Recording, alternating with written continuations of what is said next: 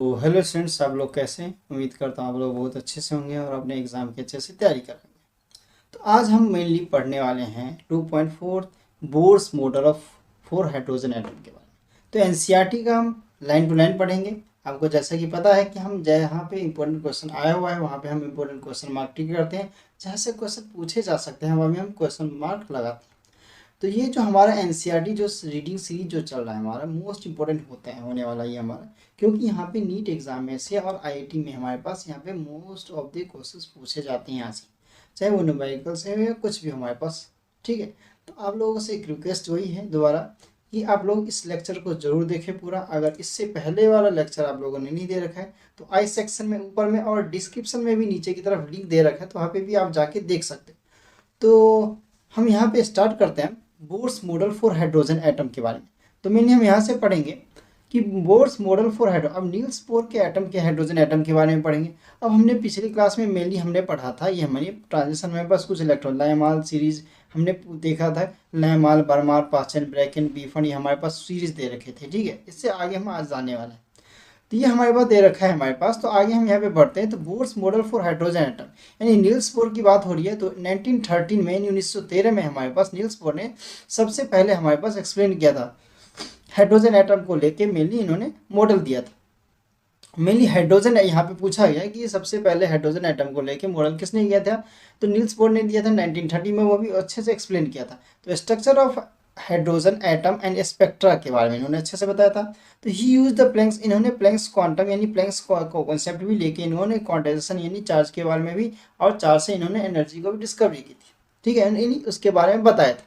Through the theory is not modern. अब देखो note modern, note word पे जहाँ भी नोट वर्ड पे है ना वहाँ में ध्यान देना है। नीट और आईटी में भी हमारे पास क्या होता है, जेईई मेंस में यानी, तो हमारे पास वहाँ पे क्या होते हैं कि नोट क्वेश्चन दिया रहता है। ठीक है, नोट वर्ड पे नोट पूछा रहता है इसमें से गलत कौन सा है। लेकिन बच्चे क्या कहते हैं, नोट वर्ड पढ़ते नहीं है, सही वाला टिक लगा के आते हैं। सही यानी कि बताया जाए तो हमें गलत पूछा होता है और सही नहीं पूछा होता है, तो उल्टा करके आ जाते हैं। तो हमें नोट वर्ड पे खास तरह से ध्यान देना चाहिए हमें।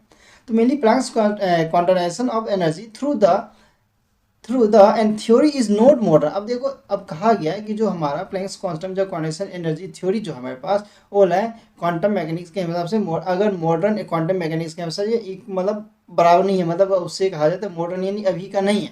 इसलिए कहा जाता है through the theory is note the modern quantum mechanics. तो जो मॉडर्न क्वांटम मैकेनिक्स जो हमारा उससे नहीं लिया गया इन्होंने।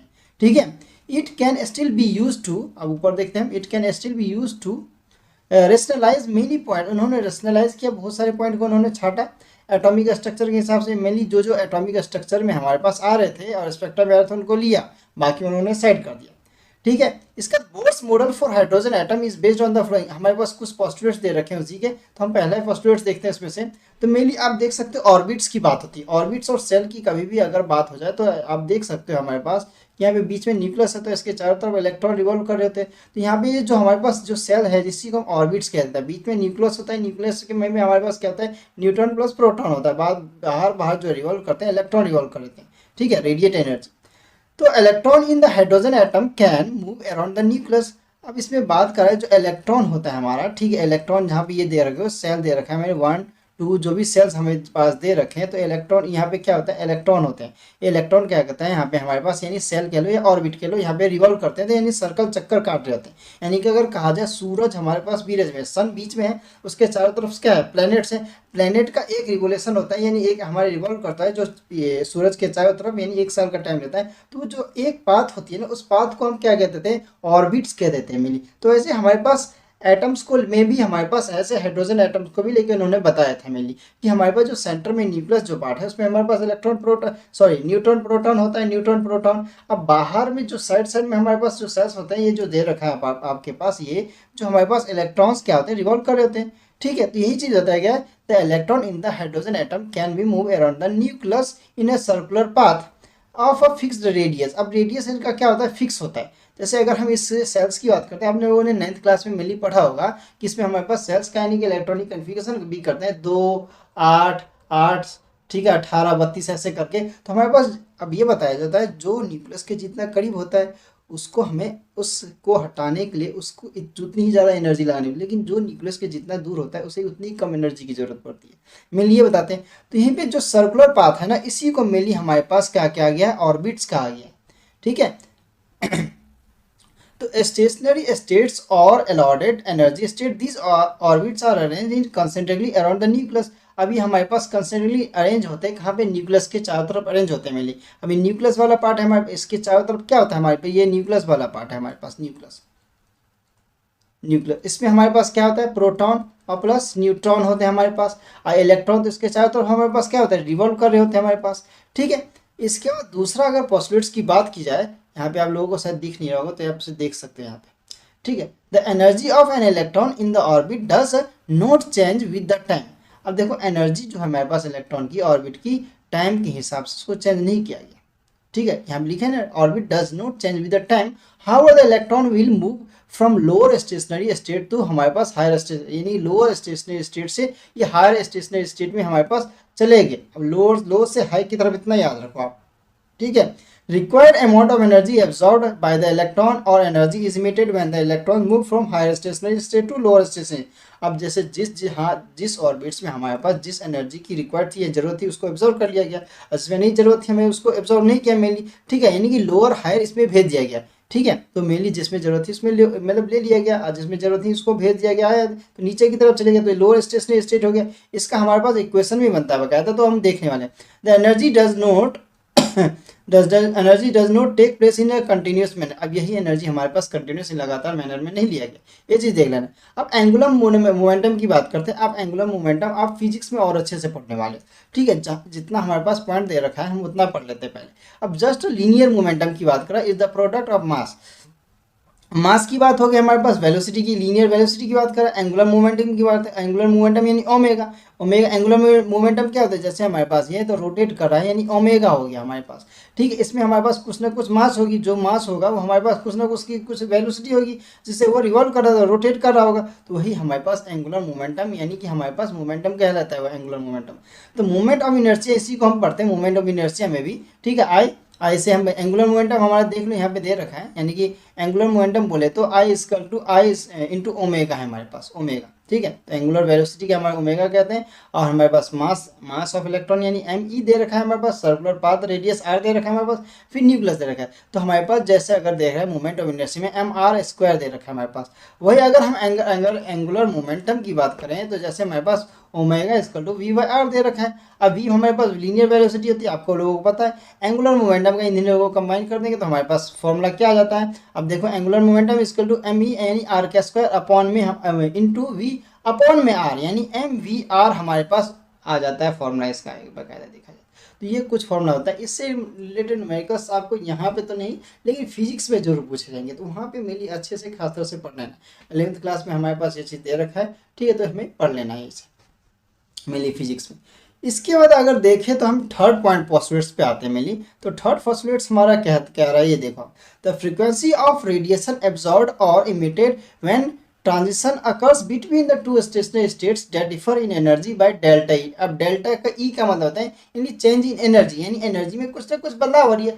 तो हमारे पास वी यानी वेलोसिटी दे रखी है, डेल्टा ई है, और एच हमारे पास प्लैंक्स कांस्टेंट दे रखा होता है। तो हमारे पास एनर्जी में कुछ बदलाव हो रही है, एनर्जी यानी E2 माइनस E1 यानी फाइनल माइनस इनिशियल कर देते हैं, अपॉन में एच हो गया। ये इक्वेशन आप लोगों को याद रख लेना है। ठीक है, ये इक्वेशन मेनली याद रख लेना है आप लोगों को। इससे रिलेटेड हमारे पास न्यूमेरिकल्स आते हैं, हम आगे देखने वाले हैं। तो E1 E2 हमारे पास एनर्जी हो जाता है, एक होता है हमारे पास लो टू हाई, लो से हाई एनर्जी स्टेट्स की बात करते हैं। तो हमें ये चीज़ दे रखा है, इसे बोर्स फ्रीक्वेंसी रूल भी कह देते हैं। तो ये क्वेश्चन आप लोगों से पूछ सकता है, तो इसे हमें ध्यान रखना है। ठीक है, यहाँ से कई क्वेश्चन पूछे जाते हैं, मेनली न्यूमेरिकल्स पूछे जाते हैं। इसके बाद हम आते हैं मेनली, यहाँ आप लोगों को देख सकते हैं, यहाँ पे साइड में नहीं दिख रहा होगा तो ऐसे तो angular momentum of an electron is quantized in a given stationery state, it can be express in equation अब 2.11 इक्वेशन में भी देखने वाले हैं, यानी 2.11 इक्वेशन में। तो एम वी आर हमने देखा था एंगुलर मोमेंटम का, इसका लो एन, एन क्या है हमारे पास, नंबर ऑफ जितने इलेक्ट्रॉन की बात करो यानी एन एच अपॉन में 2 पाई, एन क्या है हमारे पास 1 2 3 जो भी हमारे पास दे रखा होता है हमारे पास। ठीक है, जो कि हमें अब देखो एम ई हमारे पास इसी का दे रखा है। मास ऑफ क्या होता है, इलेक्ट्रॉन होता है, एन यानी कि हमारे पास नंबर ऑफ इलेक्ट्रॉन, वी इसका तो वेलोसिटी दे रखा है, और हमारे पास रेडियस दे रखा है ऑर्बिट्स का मिली। ठीक है, ये मूव कर रहा है हमारे पास, यानी न्यूक्लियस के चारों तरफ मूव कर रखा है, जो हमने देखा था न्यूक्लियस के चारों तरफ ऐसे क्या करता है, रिवॉल्व कर रहा है, मूव कर रहा है। इसके बाद 10 एन इलेक्ट्रॉन क्या move only those orbits for which N angular momentum is integral multiple. अब इंटीग्रल मल्टीपल का ये क्वेश्चन आया हुआ है कि इंटीग्रल मल्टीपल क्या होता है। तो h अपॉन में 2 पाई होता है, ये चीज़ याद रख लेना आप, ठीक है। That means angular momentum is quantized, radiation is emit. अब रेडिएशन क्या होगा, अगर एंगुलर मोमेंटम इज क्वांटिनाइज होगा तो रेडिएशन क्या होगा, इमिट होगा। अब देखो रेडिएशन इमिट होगा तो वहाँ पे क्या होता है, observe only when the transition of electron takes place from one quantized value of angular momentum to another, therefore the Maxwell, अब यहाँ पे मैक्सवेल इलेक्ट्रोमैग्नेटिक की थ्योरी भी आ जाती है, ये चीज़ हमें ध्यान रखना है। देखो फिजिक्स का कुछ पोर्शन यहाँ पे आ रहा है, तो मेनली मैं यहाँ पे एक्सप्लेन पूरा डिटेल में नहीं करूँगा क्योंकि आप लोग इसे फिजिक्स में अच्छे से पढ़ोगे, ठीक है। अगर मैं फिजिक्स पढ़ाता तो मैं अच्छे से इसको फिजिक्स में मेनली एक्सप्लेन करता। हम केमिस्ट्री में इस पोर्शन को यहाँ पे ज़्यादा एक्सप्लेन नहीं करते, जितना दे रखा है हम उतना ही लेके चलते हैं, ठीक है। हम इसको और एक्सप्लेन करता किया जाता है, आप लोग मेनली फिजिक्स में पढ़ोगे, सीधी बात कहूँ तो मैक्सवेल की थ्योरीज में दी जाती है। इलेक्ट्रोमैग्नेटिक थ्योरी तो EMI वाले जो हमारा इलेक्ट्रोमैग्नेटिक थ्योरी जो चैप्टर हमारा 12th क्लास में आता है फिजिक्स में, आप उसमें मेनली पढ़ोगे। तो Maxwell electromagnetic theory does not apply here, that is why only a certain fixed orbits are allotted. तो ने मैक्सवेल की इलेक्ट्रोमैग्नेटिक थ्योरी के अगर कहा हिसाब से कहा था, उनके इस थ्योरी के हिसाब से कहा जाता है, वो बोले कि not applied here that is only one short fix, यानी कि उनकी ऑर्बिट जो होता है ना फिक्स की गई थी उनको, जिसको चेंज नहीं किया जा सकता था। The details regarding the deviation of the energies at the stationary states used by the Bohr, जिसको बोर ने यूज किया था, are quite completed and will be discussed in the higher classes। उसको और अच्छे हायर क्लास में, जैसे आप ग्रेजुएशन करते हो, मास्टर डिग्री करते हो, वहाँ पे आप लोगों को और अच्छे से बताया जाएगा। तो bourse theory of for hydrogen atom के लिए मेनली कहा जाए हमारे पास क्या हो जाता है, यहाँ पे आप देख सकते हो हमारे पास यहाँ पे मेनली बोर्स, नील्स बोर्स के बारे में कुछ मतलब नाम हम दे रखा है यहाँ पे, और इसके बारे में डिटेल भी बताएगा, तो ये आप पढ़ सकते हो, ये बॉक्स आपके लिए, ठीक है, ये पढ़ सकते हो। इंपॉर्टेंट नहीं है लेकिन पढ़ लेना, नॉलेज के लिए जरूरी होता है हमारे लिए, ठीक है। हमें कभी भी नॉलेज के लिए पढ़ना चाहिए। पेपर अगर आप नॉलेज के लिए पढ़ोगे ना, एग्जाम में अपने आप पास हो जाओगे। एक चीज़, इस चीज़ वर्ड को ना ध्यान रख लेना, हमें ऐसा नहीं होना चाहिए एग्जाम में पास होने के लिए पढ़ लें। एग्जाम में पास होने के लिए पढ़ो, जैसे नीट और मेनली जेई के लिए पढ़ रहे हो आप, तो पढ़ो, लेकिन आप कॉन्सेप्ट क्या रहा है, पूरे कॉन्सेप्ट को समझो। फिजिक्स और केमिस्ट्री में मेनली यही होता है हमारे पास। फिजिकल केमिस्ट्री में भी न्यूमेरिकल्स वही बच्चों से फिजिकल केमिस्ट्री में नहीं सॉल्व होते, क्यों नहीं होते, क्योंकि उनको कॉन्सेप्ट पता नहीं होता है, फॉर्मूला रट लेते हैं और लगा देते हैं। इससे क्या होगा, समझ नहीं आया उनको। मेनली क्वेश्चन पढ़ने का क्वेश्चन पढ़ने के बाद यही समझ नहीं आता कि क्वेश्चन में निकालना क्या है और दिया क्या हुआ, यानी कि गिवन ही नहीं पता चलता उनको। तो इस चीज़ को बहुत ध्यान से पढ़ना है। तो कभी भी आप क्वेश्चन सॉल्व करो, चाहे फिजिक्स के केमिस्ट्री के, तो पहले क्वेश्चन पढ़ो, उसमें देखो क्या रहा है, गिवन क्या दिया हुआ है, फाइंड क्या करना है आपको, उसको समझो पहले, ठीक है, फिर करने की कोशिश करो। और कैलकुलेशन तो आप लोगों का अच्छा होना ही चाहिए, देखो सेकेंडों में मिनटों में होने चाहिए, ठीक है। मिनट का तो फिलहाल ये नहीं होता है, लेकिन सेकंड में जरूर हो जाना चाहिए आप लोगों का। The stationary states for electron are number. अब स्टेशनरी स्टेट हमारे पास स्टेशनरी यानी फिक्स ऑर्बिट्स है हमारे पास, ठीक है, ऑर्बिट फिक्स है, तो यानी N1 यानी पहला ऑर्बिट, दूसरा ऑर्बिट, तीसरा ऑर्बिट। तो इंटीग्रल हमारे पास कुछ नंबर दे रखे हैं, ठीक है, जिसको हम प्रिंसिपल क्वांटम नंबर कह देते हैं मेनली। तो ये क्वेश्चन आप देख सकते हो हमारे पास।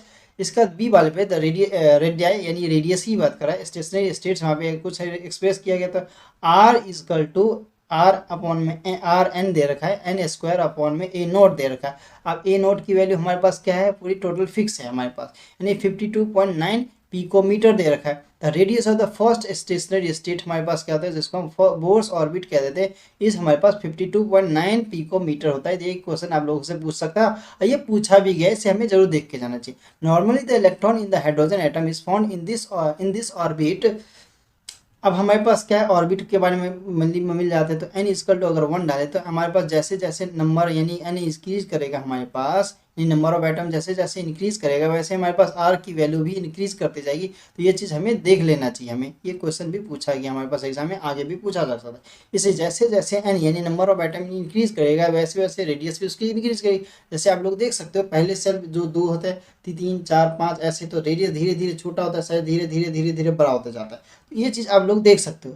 इसके बाद C point, the most important property associated with the electron is the energy of the its stationary state, it is given in the expression. तो हमारे पास एक स्टेशनरी स्टेट का एक रीडबर्ग कांस्टेंट का एक फॉर्मूला हमारे पास मिल जाता है, आर एच जैसे दे रखा है हमारे पास, एनर्जी से रिलेटेड हमारे पास फॉर्मूला आ जाता है। तो एनर्जी ठीक है, यानी कि नंबर ऑफ एटम्स हमारे पास दे रखे हैं, यहाँ पे दे दिया रहेगा, तो एन हमें ढूंढना है। आर एच यानी रेडबर्ग कांस्टेंट होता है, इसकी वैल्यू फिक्स होती है हमारे पास, कितनी वैल्यू होती है 2.18 इंटू 10⁻18 जूल होता है, तो जो हमें पता होना चाहिए। अब 1 में एन स्क्वायर यानी एन हमारे पास नंबर ऑफ एटम्स की बात कर रहा है, तो हमें पता होना चाहिए। नंबर्स ऑफ ऑर्बिट्स में नहीं कहा जाता है कि हमारे पास कौन से ऑर्बिट्स में एटम्स नहीं ऑर्बिट्स की यानी एन बताया गया। तो जैसे हमारे पास रेडबर्ग कांस्टेंट की वैल्यू भी आप लोगों को याद रखनी है, ये न्यूमेरिकल बेस के हिसाब से इंपॉर्टेंट हो जाता है, तो इसे हमें जरूर देख के जाना चाहिए। इसके बाद आगे चलते हैं, तो यहाँ देखते हैं हम क्या कि E1 हमारे पास रखे, यानी कि फर्स्ट ऑर्बिट में, यानी कि 2.18 इंटू 10⁻18 1/1 का स्क्वायर, तो हम इसका वैल्यू हमारा डायरेक्ट 2-2.18 इंटू 10⁻18 जूल आ जाता है। ये चीज़ हमें याद रखना है। जब दूसरे ऑर्बिट्स की बात होगी तो हमारे पास -0.545 इंटू 10⁻18 जूल आ जाता है। ये चीज़ भी हमें देख लेना चाहिए। हमारे लिए मोस्ट इंपॉर्टेंट क्वेश्चन यहाँ से पूछ लेता है, तो हमें देखे जाए। अब नील्स बोर के बारे में आप पढ़ सकते हो यहाँ पे, ठीक है। इसके बाद depicts the energy of different states, यानी स्टेशनरी लेवल की हाइड्रोजन की बात करें, इसको रिप्रेजेंट किया जाता है एनर्जी लेवल डायग्राम से। एनर्जी लेवल डायग्राम हम देख चुके हैं, और आगे हम होगा तो आगे देखने वाले हैं एनर्जी लेवल डायग्राम हमारे पास, ठीक है। लेमार बालमार पास्चन ब्रैकेट ये मिली, फिर हम सीरीज देखते हैं। तो when the electron is free from the influence of nucleus the energy is taken zero, the electron is situation associated with the stationary, यानी अगर जीरो आ जाता है हमारा एनर्जी लेवल, तो समझ लेना कि वो स्टेशनरी स्टेट में यानी स्टेबल है, यानी प्रिंसिपल क्वांटम नंबर क्या है, स्टेबल है। और एन हमारे पास इन्फिनिटी हो जाती है, इसका मतलब आयनाइजेशन एटम की बात करें। When the electron is attracted by the nucleus and present in orbit, यानी n the energy is emitted and its energy is lowered. That is the reason for the presence of the negative sign and equation. अब देखो lower energy reason होने के कारण इसका क्या होता है, नेगेटिव साइन आता है इक्वेशन में, ये चीज़ भी देख लेना। अब इसकी स्टेबिलिटी की बात किया तो स्टेबिलिटी इसकी क्या होती है, रेफरेंस स्टेट्स क्या होता है, तो जीरो एनर्जी लेवल होता है, जीरो से लेकर इन्फिनिटी तक चले जाते हैं। मिलिए ये चीज़ें दिखाते हैं। डी पॉइंट की बात करने से पहले, हम डी पॉइंट का बात पे आने से पहले हम यहाँ चीज़ देख लेते हैं। हमारे पास एक बॉक्स दे रखा है, इसमें लिखा गया कि why does the negative electronic energy, तो हमारा जो एनर्जी होता है वो नेगेटिव स्टेट में क्यों जाता है हमारा। तो the energy of the electron in hydrogen atom is negative sign for all possible orbits, यानी ऑर्बिट्स के हिसाब से ही हमारे पास, यानी सारा कुछ जो होता है हमारे ऑर्बिट्स के हिसाब से होता है। तो what does the negative sign convey, the negative sign means the energy of the electron in the atom is lower and. अब नेगेटिव साइन ये इंडिकेट करता है कि हमारा जो इलेक्ट्रॉन का एनर्जी जो है हमारे पास लो लेवल पे है। Of free electron at a rest, free electron at a rest in an electron that is infinitely far away, यानी बहुत ज़्यादा दूर होगी हमारे पास न्यूक्लियस से, तो हमारे पास assign the energy value zero, अगर जीरो हो जाएगा, अगर बहुत ज़्यादा दूर हो जाता है। मैथमेटिकली कहा जाए तो करस्पॉन्ड सेटिंग द एन यानी equal to infinity to equation, यानी हमारे पास जीरो से लेकर इन्फिनिटी तक चले जाता है। यहाँ लिखा गया एन हमारे जीरो से लेकर इन्फिनिटी तक जा सकते हैं। यहाँ पे आ गया zero electron gets closer and decrease, जैसे जैसे एन डिक्रीज करेगा वैसे वैसे आर भी डिक्रीज कर जाएगा, एन इंक्रीज करेगा तो आर भी इंक्रीज कर जाएगा। तो ये चीज़ हमें देख लेना है। तो become larger the absolute value and the more negative, जितना बड़ा एब्सोल्यूट वैल्यू रहेगा उतना ही ज़्यादा नेगेटिव रहेगा। जैसे मोस्ट नेगेटिव एनर्जी हमारे पास N1 आ जाता है, तो वैसे हमारे पास दे रखा है। तो यहाँ पे हमने एक चीज़ पॉइंट देखा था कि एन अगर इंक्रीज कर रहा है तो आर की वैल्यू इंक्रीज करेगी, लेकिन यहाँ पे हमारा ठीक थोड़ा ऐसे ही हो रहा है। फिर आगे हम डी पॉइंट मेनली देख लेते हैं। तो डी पॉइंट हमारे पास होता है Bohr's theory can also be applied to the ions containing only one electron. अब मेनली वन इलेक्ट्रॉन, अब देखो ये और अच्छे से आपको कब से इसमें मेनली ये थ्योरी नहीं पूछी जाएगी, आपसे ये पूछा जाएगा कि मेनली इसमें न्यूमेरिकल्स मेनली पूछा जाती है। जो फॉर्मूले इक्वेशंस जो दे रखे हैं ना आपको, ये फॉर्मूले हमारे लिए मोस्ट इंपॉर्टेंट रहता है। आप लोगों को यही फॉर्मूले देखने हैं, जो अगर क्वेश्चन आए ना यही फॉर्मूले को पुटअप करके हमें आंसर निकाल लेना है। जैसे आप ये देख सकते हैं, ये फॉर्मूला हमारे लिए मोस्ट इंपॉर्टेंट हो जाता है, ये फॉर्मूला हमारे लिए मोस्ट इंपॉर्टेंट हो जाता है, जो कि आया हुआ है इससे क्वेश्चन। तो similar to present hydrogen atom, जैसे हमारे पास हीलियम, लिथियम, बेरिलियम, इन्हीं को लेके क्वेश्चन बहुत बार पूछा गया। मेनली हीलियम को लेके तो कई बार पूछा गया, helium plus, lithium plus 2 plus, beryllium 3 plus and so on, और भी हमारे पास कई सारे आते हैं। तो डिफरेंट काइंड्स आयंस, आयंस क्या होता है, पॉजिटिव नेगेटिव वही आयंस होते हैं। तो हाइड्रोजन लाइक स्पीसीज में मेनली ये चीज़ हमें दिखे। तो एनर्जी हमारे पास दे रखा है नंबर ऑफ ऑर्बिट्स के हिसाब से, 1 2 3 जो भी ऑर्बिट दे रखा है उसके हिसाब से कर लेंगे। -2.18 इंटू 10⁻18 हमारे पास जेड स्क्वायर अपॉन में एन स्क्वायर। जेड हमारे पास क्या होता है, हमारे पास जेड होता है हमारे पास एटॉमिक नंबर। तो ये चीज़ हमें याद रख लेना। जैसे हीलियम का पूछेगा एन क्या होता है, नंबर ऑफ ऑर्बिट्स की बात कर रहा है, तो ये चीज़ पूछना है हमें। तो जेड हमारे पास एटॉमिक नंबर होता है, और यहाँ पे हमें एन दे रखा है। यहाँ पे भी देखो ये फॉर्मूला भी हमारे पास दे रखा है, और ये भी फॉर्मूला मोस्ट इंपॉर्टेंट हो जाता है हमारे लिए, ये चीज़ हमें ध्यान रखना है। और जेड यहाँ पे एटॉमिक नंबर होता है, यहाँ पे हमें दे रखा है। हीलियम लिथियम को मेनली ये पूछा गया क्वेश्चन यहाँ से, ये तो मोस्ट इंपॉर्टेंटली पूछा गया। तो हीलियम लिथियम से रिलेटेड जितने क्वेश्चन है वो पूछे ही जाएंगे आप लोगों से, इंपॉर्टेंट होते हैं हमारे लिए। तो इस फॉर्मूले को 52 point into n square upon में जेड हमारे पास पिकोमीटर, ये तो हमें याद ही रख लेना। तो lithium from the above equation so the energy become more, देखो यहाँ पे लिखा हुआ है एक चीज देखना, it is evident that the value of energy become more, तो नेगेटिव, अगर value of energy become more negative that is the radius of the smaller, तो रेडियस उतना ही स्मॉलर रहेगा, एंड जेड यानी एटॉमिक नंबर की वैल्यू भी decrease कर जाएगी। तो ये चीज़ हमें ध्यान रख लेना है, ठीक है। अगर हमारे पास एनर्जी अगर नीचे हो रहा है तो नेगेटिव हो रहा है, नीचे हो रहा है नेगेटिव हो रहा है, तो रेडियस क्या हो रहा है, छोटा होता है, छोटा हो रहा है तो हमारे पास क्या होगा, एटॉमिक नंबर लेकिन इंक्रीज कर जाएगी। आप ये इलेक्ट्रॉनिक कन्फिगरेशन में मेनली अच्छे से देख सकते हो, मेनली अभी नहीं, अभी तो हम SPDF में करेंगे इलेक्ट्रॉनिक कन्फिगरेशन 2 8 8 18 32 यानी KLMNO करके हम जो करते थे ना वो कन्फिगरेशन इलेक्ट्रॉनिक कन्फिगरेशन, उसमें आप मेनली देख सकते हो, ठीक है। This mean the electron will tightly bonded and to the nucleus, तो इससे पता चलता है कि न्यूक्लियस के बाद जो इलेक्ट्रॉन है वो टाइटली बॉन्डेड, बहुत मजबूती के साथ बंधे हुए, ठीक है। तो हम किसके, यानी अगर एटॉमिक नंबर इंक्रीज कर रहा है तो। इसके बाद लास्ट हमारे पास पॉसिबिलिटी दे रखा है, it is also possible to calculate the velocities, हमारे पास वेलोसिटी भी हम कैलकुलेट कर सकते हैं इलेक्ट्रॉन को मूव कराते हुए। अब जो इलेक्ट्रॉन मूव कर रहा है उसकी वेलोसिटी हम डिनोट कर सकते हैं, यानी कैलकुलेट कर सकते हैं। Although the precise equation not given here the quantitatively magnitude of velocity of electron increase, अब देखो यहाँ पे बात किया है हमारे पास, यहाँ से ध्यान दें, the magnitude of velocity of electron increase with increase in positive charge. अगर मैग्नीट्यूड की बात करें, वेलोसिटी की अगर मैग्नीट्यूड अगर हमारे पास इलेक्ट्रॉन इंक्रीज कर रही है तो पॉजिटिव चार्ज भी उस पर क्या करेगा, इंक्रीज करेगा। पॉजिटिव चार्ज हमारे पास न्यूक्लियस पे इंक्रीज करेगा, अंदर डिक्रीज क्या करेगा हमारे पास, प्रिंसिपल क्वांटम नंबर वहाँ पे डिक्रीज करेगी। तो ये पॉइंट हमारे लिए इंपॉर्टेंट हो जाता है, तो ये चीज़ हमें देख लेना है। आगे हम देखते हैं explanation of the line of spectrum hydrogen की बात कर रहे हैं, लाइन स्पेक्ट्रम ऑफ हाइड्रोजन की बात कर रहे हैं।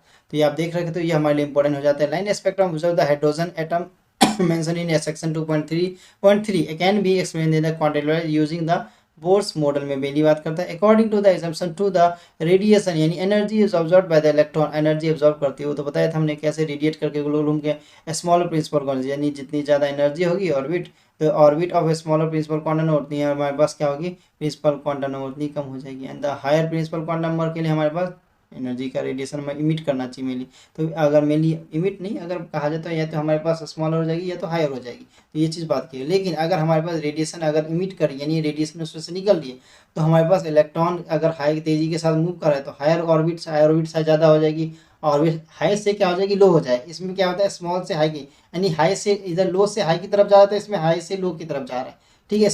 इसमें उल्टा हो रहा था, इसमें लो से हाई की तरफ जा रहा था, इसमें हाई से लो की तरफ जा रहा है। तो ये चीज़ आप देख सकते हैं, इसमें एब्जॉर्ब कर रहा था, इसमें रेडिएट कर रहा है। तो ये सेक्शन हमारे यानी एब्जॉर्ब करने वाले में हमारे पास क्या होता है, स्मॉल से हाई की तरफ जाता है, लेकिन इस जिसमें हमारे पास इमिट करता है रेडिएशन उसमें हमारे पास हाई से लो चले जाते हैं। तो ये चीज़ हमें जरूर देख के जाना चाहिए, मोस्ट इंपॉर्टेंट होता है हमारे लिए।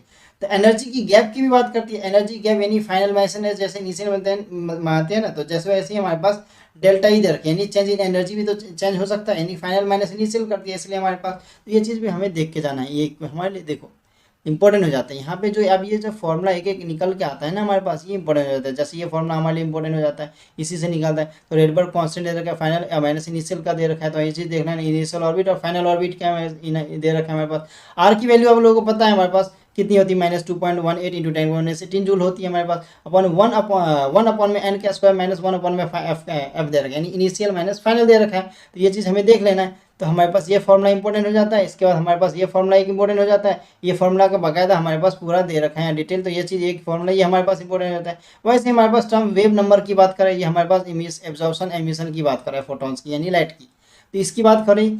इसके बाद हमारे पास वेव नंबर का ये हो जाता है हमारे पास, तो इसका बाकायदा देखा जाए तो ये वाला फॉर्मूला हमारा मोस्ट इंपॉर्टेंट हो जाता है। तो जो फॉर्मूले अगर मैं टिक लगा रहा हूँ वो सर्कल कर रहा हूँ ना, ये फॉर्मूले हमारे लिए मोस्ट इंपॉर्टेंट होते हैं। एक ये हो गया, एक ये हो गया, ठीक है, एक हमारे पास रेडबर्ग कांस्टेंट, एक ये हम हो गया हमारे पास ये वाला यहाँ से ऐसे, ठीक है। ये हमारे पास फॉर्मूले कुछ इंपॉर्टेंट हो जाते हैं जो सर्कल किए मैंने। In the case absorption spectrum यानी फाइनल ज़्यादा बड़ा होता है हमारे इनिशियल से, and the term the parenthesis the positive and energy is absorbed on the other hand in case of the emission वैसा यानी इनिशियल बड़ा होता है यहाँ पे, फाइनल में हमारे पास देख लो एब्जॉर्प्शन बार में उल्टा होता है, फाइनल बड़ा होता है। यहाँ पे हमारे पास इमेज एमिट करता है, जिसमें निकलता है मैंने उसमें हमारे पास इनिशियल बड़ा होता है। तो ई हमारे पास डेल्टा ई हमारे पास नेगेटिव होता है और जो कि एनर्जी रिलीज करता है। The expression is similar to that use to Rydberg constant दे रखा है, derived empirically using the experimental data available at that time. Further, each spectral line whether in absorption or emission spectra can be associated to the particular transition in the hydrogen atom. In case of large number of hydrogen atom, different possible transition can be observed and thus leading to large number of spectral lines की बात कर रहा है. Spectral lines, the brightness of brightness and intensity of spectral line depends upon the number of photons. तो brightness जो होती है हमारे पास, ये intensity की बात करता है, तो हमारे पास नंबर ऑफ स्पेक्ट्रल लाइन पे ही यानी नंबर ऑफ फोटोन पे हमारे पास डिपेंड करता है. जैसे वेवलेंथ की बात करा, अगर वेवलेंथ इंक्रीज करा तो फ्रीक्वेंसी डिक्रीज करेगी, अब फ्रीक्वेंसी इंक्रीज करिए तो वेवलेंथ डिक्रीज करेगी. ये हमारे लिए इंपॉर्टेंट हो जाता है ये सेक्शन हमारे पास. ये क्वेश्चन पूछा गया है, आप लोगों को जरूर देख के जाना चाहिए यहाँ पे. इसके बाद आगे हम चलते हैं तो हम देखते हैं क्या है हमारे पास न्यूमेरिकल्स आ गया. अब न्यूमेरिकल्स को हम कर लेते हैं. ठीक है, हम न्यूमेरिकल्स को मेनली करेंगे. अब न्यूमेरिकल्स हमारे लिए क्या होता है, मोस्ट इंपोर्टेंट होता है. ये पूछा गया न्यूमेरिकल्स है तो पहले आप देख लो mainly what are the frequency and wavelength.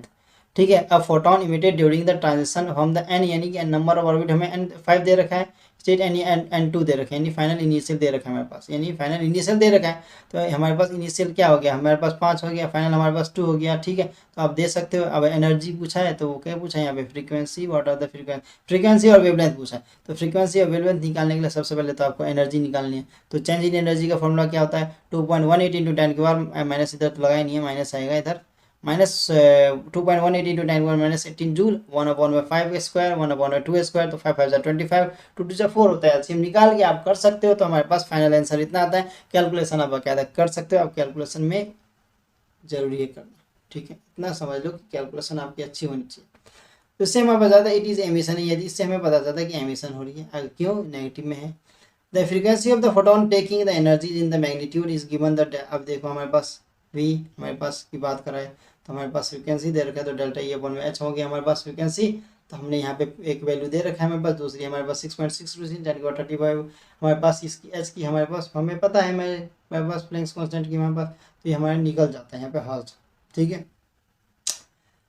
इसके बाद हमें वेव लेंथ की बात हो रही है तो c/v होता है. सीधा सीधा लाइट की स्पीड ऑफ लाइट हमें पता है 3 × 10⁸ मीटर पर सेकेंड इनवर्स. और हमारे पास v हमने निकाल लिया यहाँ से, यानी वेव नंबर हमने फ्रीक्वेंसी निकाल दिया हमने. तो 6.91 × 10⁻14 ये ऊपर ले जाओ नेगेटिव में, हमारे पास बचेगा 4, तो हमारे पास 434 नैनोमीटर आ गया. ये क्वेश्चन पूछा गया. तो आप लोगों को प्रॉब्लम्स के जो यानी एनसीईआरटी के बीच में जो क्वेश्चन दे रखे वो भी जरूर करने चाहिए.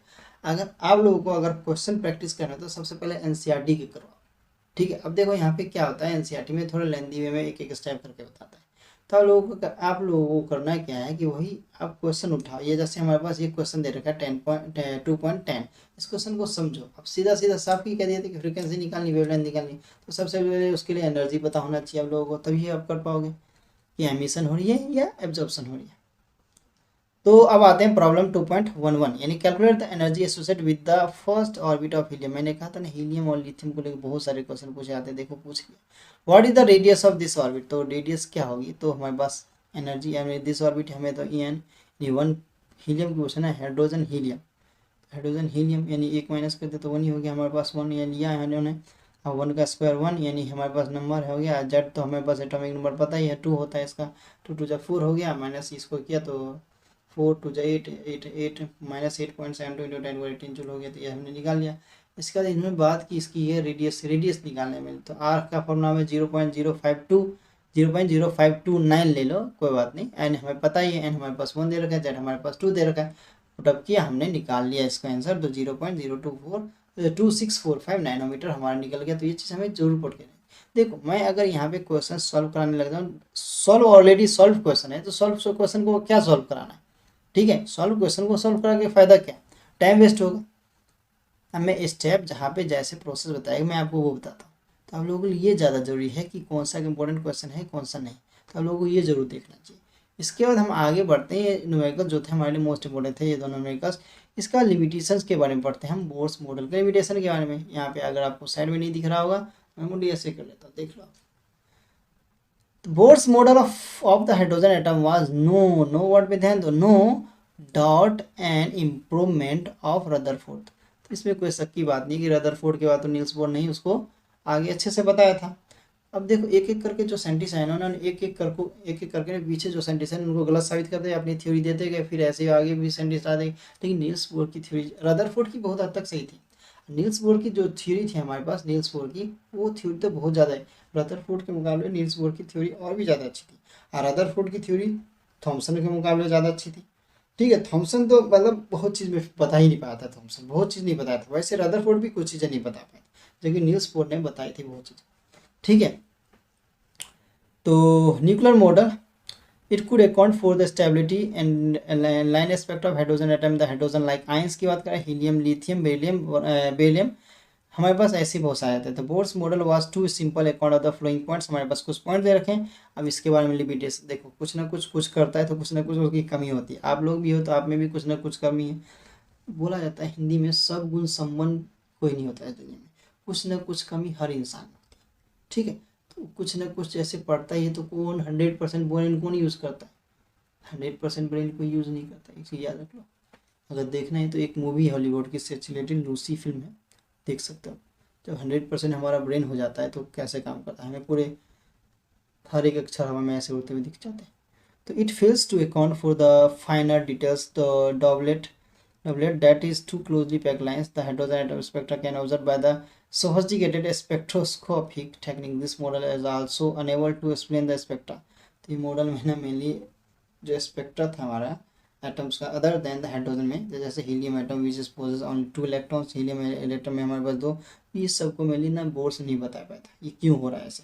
ठीक है, Bohr's theory was also unable to explain the splitting of spectrum, ये स्पेक्ट्रल लाइन जो थे वो क्यों टूट रहे हैं ये नहीं बता पाए थे, ये चीज़ देख सकते हो आप। ठीक है, Bohr's theory was unable to explain the splitting of spectral lines. अब जैसे हमारे पास मैग्नेटिक फील्ड होती है, मैग्नेटिक फील्ड जीमेंस इफेक्ट होता है, ये क्वेश्चन पूछा गया है। जीमेंस इफेक्ट क्या होता है? तो मैग्नेटिक फील्ड हमारे पास को ही जीमेन इफेक्ट्स कहते हैं, इलेक्ट्रिक वाले को हम स्टार्क इफेक्ट कहते हैं। ये क्वेश्चन पूछा गया, मोस्ट इंपोर्टेंट क्वेश्चन है, यह कई बार एग्जाम में पूछा गया, most of the important question हमारे पास। Magnetic field, Zeeman effect, electric field, हमारे पास स्टार्क इफेक्ट होता है, ये चीज़ देख लेना। अब बोर्ड्स हमारे पास नहीं बताया पाता है कि जो स्पेक्ट्रल लाइन्स हैं उसमें स्प्लिट क्यों हो रहा है वो। ठीक है, इसके बाद देखा जाता है it could not explain the ability of atoms to form the molecules of chemical, जो ऐसी एक चीज़ और नहीं बता पाता था, इट कुड नॉट एक्सप्लेन इनमें ability atoms to the form molecules, जो एटम जो थे वो मॉलिक्यूल्स क्यों फॉर्म कर रहे हैं, केमिकल बॉन्डिंग क्यों कर रहे हैं, वो चीज़ नहीं बता पाया था। In other words taking the two account, ठीक है, इसने तो 2-3 चीज़ नहीं बता पाया था, रदरफोर्ड तो बहुत कुछ नहीं बताया था, थॉमसन तो और भी बहुत कुछ नहीं बता पाया था। In other words taking into account the points mentioned above, one needs a better theory which can be explain the silent feature the structure of complex. देखो मेनली क्या होता है, हम कभी भी कोई चीज़ डिस्कवर करते हैं ना, तो हमें एक कम्युनिटी होती है, कमिटी होती है, मेनली उसके सामने प्रूव करना है इसके मेनली फ़ायदे क्या है, नुकसान क्या है। अब थ्योरी आप लोग बैठने, आपने जैसे कुछ डिस्कवरी किया, आपसे बहुत सारे साइंटिस्ट यानी बड़े धुरंधर लोग आएंगे, पूछेंगे ये बनाया क्यों है आपने, मकसद क्या है, काम कैसे करता है, फायदे क्या हैं, नुकसान क्या है।